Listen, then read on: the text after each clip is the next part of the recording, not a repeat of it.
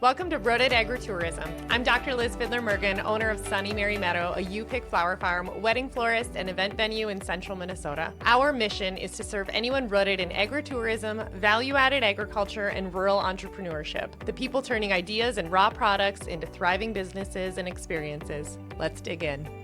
Hello, and welcome back to another episode of the Rooted Agritourism podcast. I'm your host, Dr. Liz Fielder Mergen, and I'm excited to just get back into your earbuds every single week. You knew that we took a pretty much needed intermission while we focused on my farm, Sunny Mary Meadow, opening up my event venue and farm store and the Bloom Room and getting all of that squared away. And also at the same time, I published a book, and it released almost 2 months ago now, and it's been a pretty exciting journey, and it made the USA Today bestseller list in its debut week. And overall, it's just been pretty hopping around the farm, but I'm excited to get back into your earbuds every week and keep sharing the journey and the reason behind why I'm doing this and try to share those helpful resources that I have found. And one of the things that I found in my journey of expanding my farm was trying to explain to people the whole commodity versus community, direct to consumer, retail versus wholesale pricing, because right, wrong, or otherwise, agritourism and the way that people are farming and directly selling to consumers has changed a lot in the last few years, and social media definitely has allowed for that to happen. You can market like never before rather than just peddling your perishable products at farmers markets. And it's just, things have changed. And there's a lot of conversations in rural areas about land use and economic development, what counts as farming, ways that people can generate revenue off of their land, zoning, conversations about data centers and solar farms and all of these things. And so I think that's what's going to make this podcast really helpful to a lot of people. So today's episode, we're going to talk about commodity versus community farming. And my good friend Jenny, she has Full Circle Farm, and she has a vertically integrated wheat farm where they grow wheat and then they sell it as sourdough bread in a bakery. And she had a reel go incredibly viral, and it sparked something that I really want to talk about. So her example was that, why are farmers walking away from commodity agriculture? And it's not that they don't want to farm. It's not that they're lazy. It's just that the math doesn't math. And her example was that a bushel of wheat, the last time they sold it at commodity pricing, was $5.40 per bushel. And that's about 60 pounds of wheat. However, if they would mill it themselves, instead of $5.40 per bushel, they could sell it as $60 per bushel for flour. And then if they turn that flour into sourdough bread, they could then take that same bushel and sell it for $720 in the form of sourdough bread. So it's the same crop, the same land, and the same farmer. It's just a different outcome.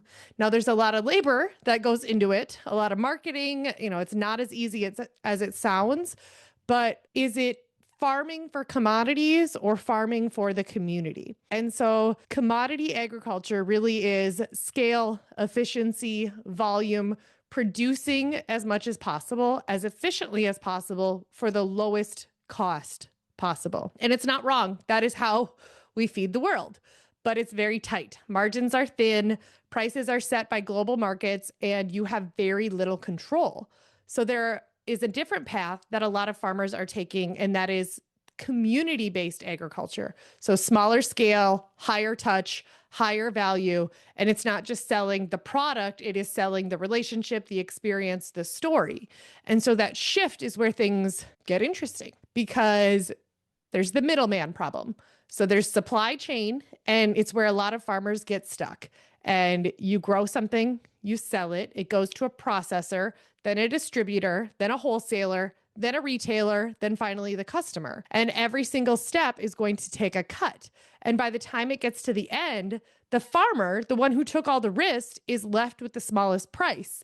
And that's the commodity system. So let's compare that to a farmer selling something directly, a farm stand, a CSA, subscriptions, workshops, events, or agritourism.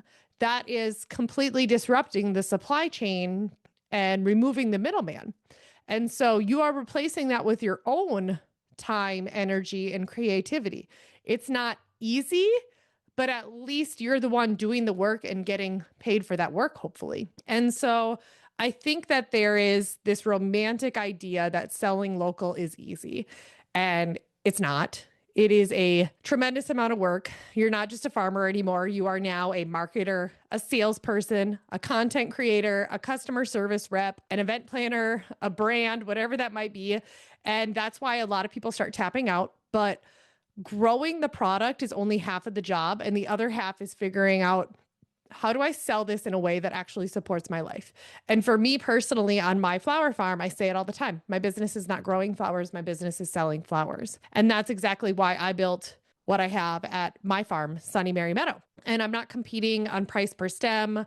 I'm not trying to win the commodity game. I'm building a system, and there are subscriptions and events and weddings and wholesale relationships and a farm store and a podcast and education, and just not one revenue stream, but an ecosystem.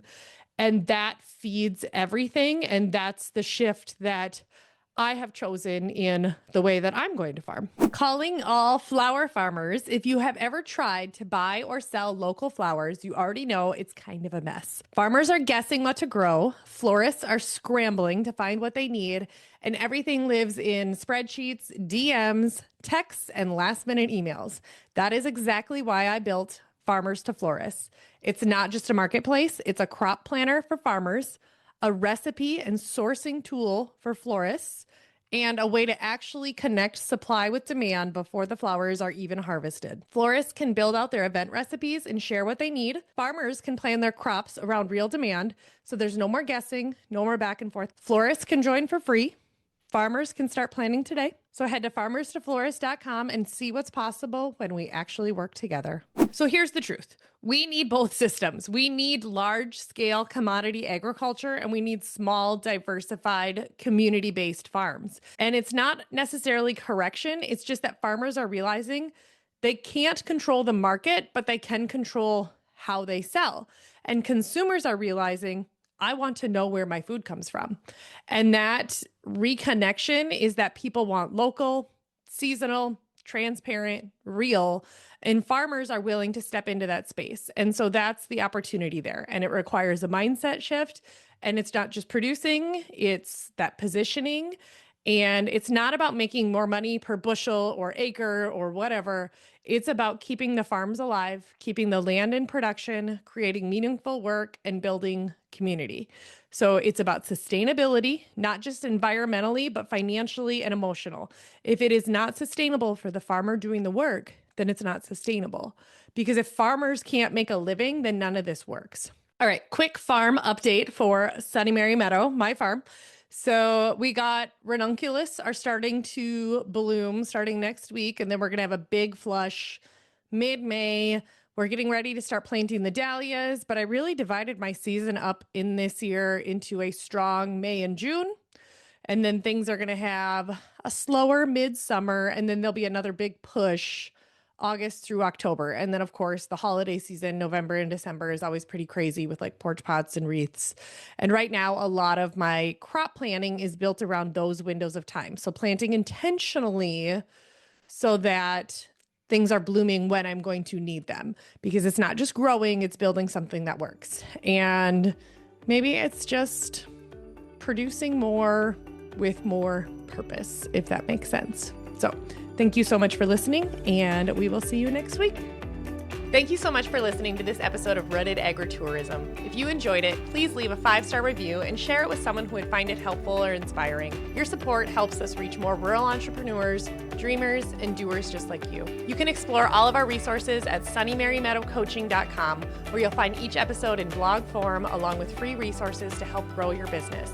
You'll also find info on upcoming on-farm and virtual workshops, classes, and courses. Be sure to check out our monthly membership, Foundations of Peddling Perishable Products, where you'll get access to a full library of our original course content, plus ongoing support through monthly virtual meetups with others in the industry. Just click the link in the show notes or our bio to learn more. We'd love to have you join us.